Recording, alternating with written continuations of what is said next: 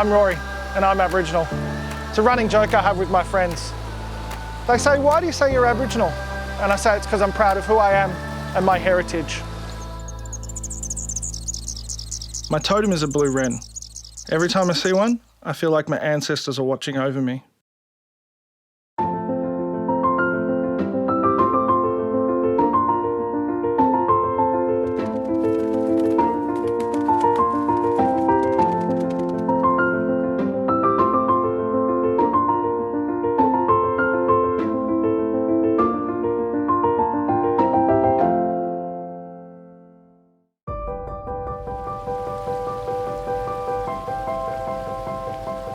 You have to own where you come from and own your own story. Throughout my career in recruitment, I've seen that people often struggle with that. I like getting people to own their own story, so I know the importance of owning my own. When I was in grade 3, a teacher told Mum I was behind in class, so Mum organised some testing through an Aboriginal health service. They diagnosed me with dyslexia and said my spelling was my issue. I repeated grade 3, so I wasn't with my friends anymore. And when you're different, you've got an instant bully target on your back. I remember in grade 6, I got 6 out of 100 in a spelling test. I had to get up and announce to the class how many I got right. It was gut-wrenching and frustrating because I love sport and I was a good talker. But when it came to putting it on paper, it wasn't coming out. So nothing comes easy. So finishing grade 6 was a real accomplishment, and graduating to high school felt like a fresh start. I got through year 7 and 8, and thanks to spell check, I wasn't failing. Then in year 9, everyone started talking about VCE and exams. I really wasn't looking forward to that. Then a teacher brought up the option of the Victorian Certificate of Applied Learning, or VCAL. She said it would help me get into the workforce, and I could do apprenticeship in sports and recreation 1 day a week and also do a work placement. I thought that sounded amazing. Things began to take shape when I started my sports and rec course. I was also working 1 day a week at the Football Federation Victoria in their multicultural department, and I loved learning about the real world. In year 11, I started an apprenticeship with AFL Sports Ready. I was working in an Aboriginal community-controlled organisation organising sports carnivals around Victoria. Everything started to feel easier. By the end of year 11, I was doing school-based apprenticeship with extracurriculum and my core subjects, and I was loving it. I started to understand that everyone works differently. I'm an Aboriginal person. We do practical first, theory second. The Western world is theory first, practical second. Sometimes it can feel like you've got to fit into a box that doesn't suit you, and if you don't, school's not for you. I know firsthand that this isn't true.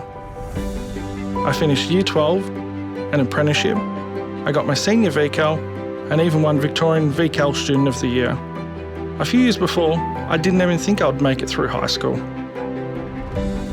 After high school, some people from Swinburne College saw me speaking to the Treasurer at an educational event about the problems I experienced living in Housing Commission. And they said I should be a mentor to young Aboriginal kids.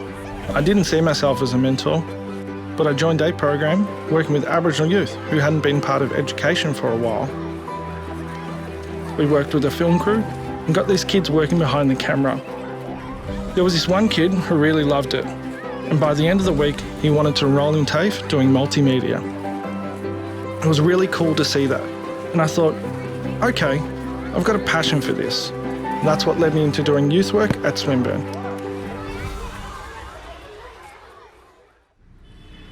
Just after I turned 18, the university invited me to speak at a conference in Finland.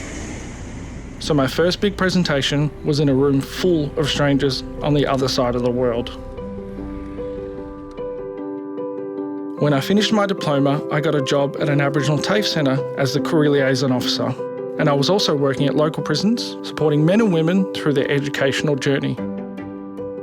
Then a new chapter of my career began when an exciting role came up at Crown Casino in their Aboriginal employment program. I worked my way up, and eventually I was running the whole thing. Within 5 years, I'd gone from working in TAFE to managing a team of staff across 2 states.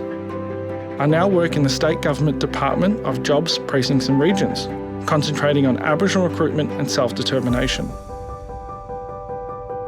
My job involves writing briefs to ministers, and I still have my struggles, but I have a supportive team, and I know what my strengths are. Everything I've done in my life has led me to what I'm doing now, but I'm still on a journey. I believe that we're all lifelong learners.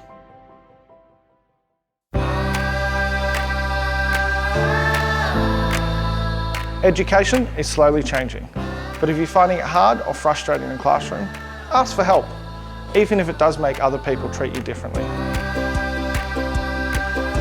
You have to remember you have strengths other people don't have.